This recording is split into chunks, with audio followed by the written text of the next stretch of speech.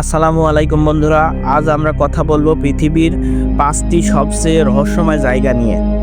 পৃথিবীতে এমন অনেক জায়গা রয়েছে যেখানে প্রাচীন কাহিনী ও অদ্ভুত জিনিস লুকিয়ে আছে, কিন্তু যখন এই রহস্যগুলো পাথরের মধ্যে খোদাই করা হয়ে থাকে তখন তা আরও বিস্ময়কর হয়ে ওঠে। এই পাথরের রহস্যে এমন গোপন কিছু রয়েছে যা জানলে আপনার চোখ কপালে উঠবে। তাদের মধ্যে একটি হলো আরমু মুরু পেরু। কথিত আছে এটি অন্য জগতে যাওয়ার একটি দরজা। এক পুরোহিত সেখানে গিয়েছিলেন এবং আর কখনো ফিরে আসেননি। দ্বিতীয় হলো নাগা কেভ, থাইল্যান্ড। লোকেরা বিশ্বাস করে এটি একটি বিশাল সাপের রূপ যা পাথরে পরিণত হয়েছে। যদি ঈশ্বর ক্ষমা করেন তাহলে এই পাথরগুলো আবার জীবিত সাপের রূপ নেবে। আর্জেন্টিনা, এই পাথরটি এক সময় ব্যবহার হতো একটি মূর্তি হিসেবে, পরে সেটি পড়ে যায় এবং প্রতিমূর্তিটুকু বেঁচে আছে। বন্ধুরা, এই ছিল পৃথিবীর 5টি রহস্যময় স্থান। আমরা এমন জায়গার কথা বলছি যা আপনি হয়তো আগে কখনো শোনেননি, আর শুনলে আপনার কানে কানে রহস্যর সুর বাজবে। কিন্তু বন্ধুরা, চ্যানেলটি সাবস্ক্রাইব করে না থাকলে এখনই চ্যানেলটি সাবস্ক্রাইব করে নিন নতুন নতুন রহস্যময় ভিডিও পেতে। নাম্বার 1, আরামু মুরু পেরু, দক্ষিণ আমেরিকায় অবস্থিত। এই রহস্যময় স্থানকে স্থানীয়রা হায়ামু মার্কা নামে ডাকে। দেখতে সাধারণ একটি দরজার মতো হলেও এটি তৈরি হয়েছে একটি একক বিশাল পাথরের উপর। উচ্চতায় প্রায় 23 ফুট এবং প্রস্থে 20 ফুট। এটা যেন অন্য জগতে যাওয়ার একটি পথ। কিন্তু আশ্চর্যের বিষয় হলো এই দরজার পেছনে কোনো ঘর বা সুড়ঙ্গ নেই, শুধুমাত্র দরজা আকৃতির একটি রহস্যময় গঠন যা হাজার হাজার বছরের পুরনো। স্থানীয় কিংবদন্তি অনুসারে আরামু মুরু ছিলেন এক প্রাচীন পুরোহিত যাকে দেবতা একটি সোনার চাবি দেন। তিনি সেই চাবি দিয়ে এই দরজা দিয়ে অন্য জগতে চলে যান এবং আর ফিরে আসেননি। লোকেরা বলে যারা এই দরজার সামনে দাঁড়ায় তারা এক অদ্ভুত শক্তি অনুভব করে। অনেক পর্যটক সেখানে অদ্ভুত আলো আর আকার দেখেছেন। কেউ কেউ বিশ্বাস করেন এই দরজাটি মানুষ নয়, বরং এলিয়েনরা তৈরি করেছে। আজও প্রতি বছর হাজার মানুষ এখানে আসেন এবং নানা অদ্ভুত ছবি ও ভিডিও শেয়ার করেন। তাহলে এটি কি সত্যিই একটি প্রাচীন পোর্টাল, নাকি বিজ্ঞাপনের অজানা কোনো সৃষ্টি? যাই হোক, এর রহস্য আজও মানুষকে আকর্ষণ করে চলেছে। Number 2, Naga cave, Thailand. থাইল্যান্ডের ফু ল্যাং রাজ্য এক পর্বতের গায়ে রয়েছে একটি পাথর যা প্রথম দেখাতেই আপনাকে চমকে দেবে। কারণ এই পাথর দেখতে একেবারে একটি বিশাল সাপের মতো, মনে হবে যেন তার লেজ কামড়ে বেরিয়ে আসছে। এই পাথরটির গায়ে সাপের মতো আঁশ বাঁকানো মেরুদণ্ড এবং বিশাল কোবরা সাপের মাথায় আকৃতি স্পষ্টভাবে দেখা যায়। সবচেয়ে রহস্যজনক ব্যাপার হলো এই পাথর এক জায়গায় থাকলে মনে হয় যেন কোনো সাপ চলতে চলতে ঢেউয়ের মতো রেখা তৈরি করেছে এবং হঠাৎ করে পুরো শরীরটি পাথরে পরিণত হয়েছে। এই এলাকায় অন্তত 8 থেকে 10টি বড় পাথর আছে যেগুলো দেখতে সাপের মাথা, দেহ, লেজ এবং অন্যান্য অংশের মতো। লোকেরা বিশ্বাস করে হাজার হাজার বছর আগে এখানে সাপেরা বাস করত। একদিন তাদের রাজা ঈশ্বরের ইচ্ছা অমান্য করে মদ পান করেন। তখন ঈশ্বর রেগে গিয়ে সাপ পরিবারের সবাইকে পাথরে পরিণত করে দেন। মানুষ বিশ্বাস করে ঈশ্বর যদি একদিন ক্ষমা করে দেন তাহলে এই পাথরগুলো আবার জীবন্ত সাপের রূপ নিতে পারে। আজও বহু মানুষ এই পাথরগুলো পুজো করে এবং বিশ্বাস করেন এগুলোর মধ্যে এখনও চেতনা বা কোনো এক দৈব শক্তি কাজ করে।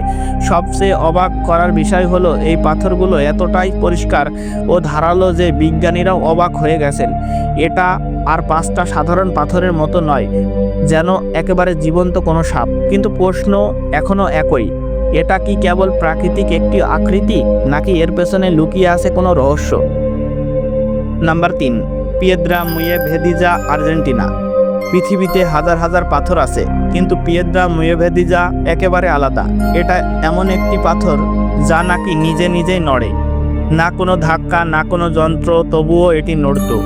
এই রহস্যময় পাথরের নাম পিয়েদ্রা মুয়েভেদিজা। সত্যিই কি পাথর নড়ে? হ্যাঁ, পাথর সত্যি নড়ত, আর এর ওজন ছিল প্রায় 300 টন। বিস্ময়কর ব্যাপার হলো এই বিশাল পাথরটি ছিল একটি সূক্ষ্ম প্রান্তের উপর দাঁড়ানো, যেন বাতাসে উড়ে যাবে।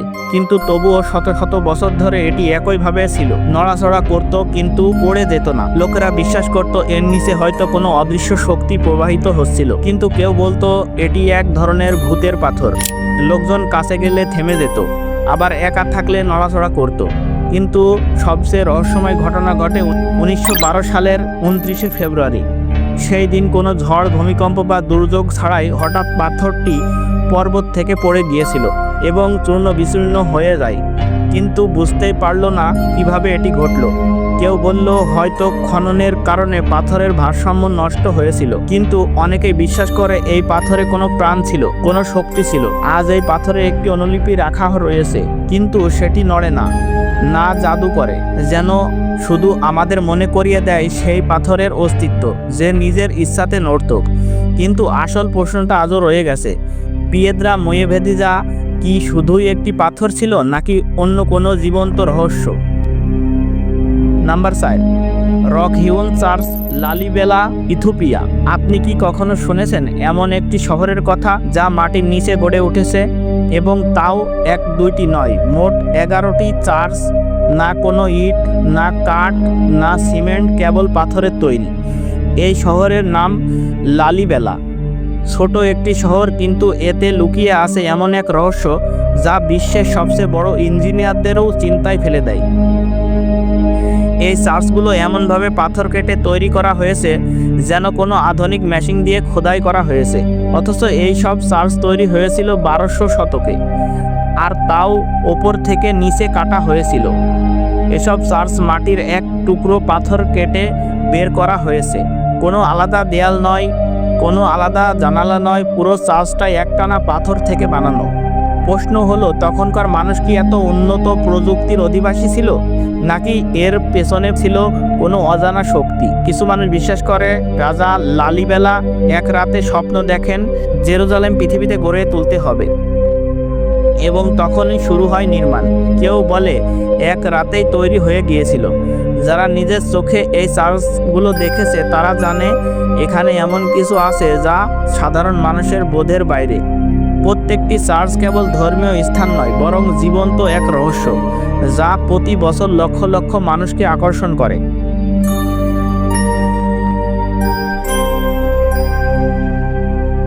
নাম্বার 5, চাঁদবাউড়ি, আভানেড়ি, ভারত। ভারতের এক গরম ও শুষ্ক ভূমিতে লুকিয়ে আছে এক ভয়ঙ্কর রহস্যময়, ভয়ঙ্কর সুন্দর রহস্য, যার নাম চাঁদবাউড়ি। এটা কোনো সাধারণ কুয়া নয়, এটি 13 তলা গভীর একটি গহ্বর, যা ঘেরা হাজার হাজার সিঁড়ি দিয়ে, এবং এই সিঁড়িগুলো এমন নিখুঁতভাবে সাজানো যেন কোনো গণিতবিদ ক্যালকুলেশন করে এঁকে দিয়েছে। মোট 3500 সিঁড়ি, প্রতিটি সিঁড়ি একদম সমান ও নিখুঁত। ওপরের থেকে তাকালে মনে হয় যেন সময়কে মঞ্চে দাঁড় করানো হয়েছে। এটি নির্মাণ হয়েছিল 9ম শতকে রাজা চন্দ্রের সময়। কিন্তু আশ্চর্যের বিষয় হলো, এত নিখুঁত নির্মাণ কিভাবে সম্ভব হলো? এমন গরম অঞ্চলে আরও বিস্ময়ের ব্যাপার হলো, কুয়ার নিচে তাপমাত্রার ওপরে চেয়ে প্রায় 5 থেকে 6 ডিগ্রি কোণ। আজও কেউ জানে না সেই সময় মানুষ এত গভীরতা আর প্রযুক্তির জ্ঞান কিভাবে পেল। কেউ কেউ বলেন এটা শুধু পানির উৎস নয়, বরং এটি ছিল এক ধরনের শক্তি উৎপাদন কেন্দ্র। কিছু স্থানীয় লোক এখনো বিশ্বাস করে রাতে এখানে এলে কেউ আর ফিরে যেতে পারে না। মন্দিরের খোদাই আর স্তম্ভের ছবি বলে দেয় এই স্থান কেবল ধর্মীয় ছিল না, বরং এটি ছিল এক শক্তির কেন্দ্র। হয়তো এমন এক গোপন বিজ্ঞান ছিল এখানে যা আজ হারিয়ে গেছে। তাহলে চাঁদবাউড়ি কি কেবল একটি স্থান, নাকি ভবিষ্যতের জন্য রেখে যাওয়া কোনো গোপন বার্তা?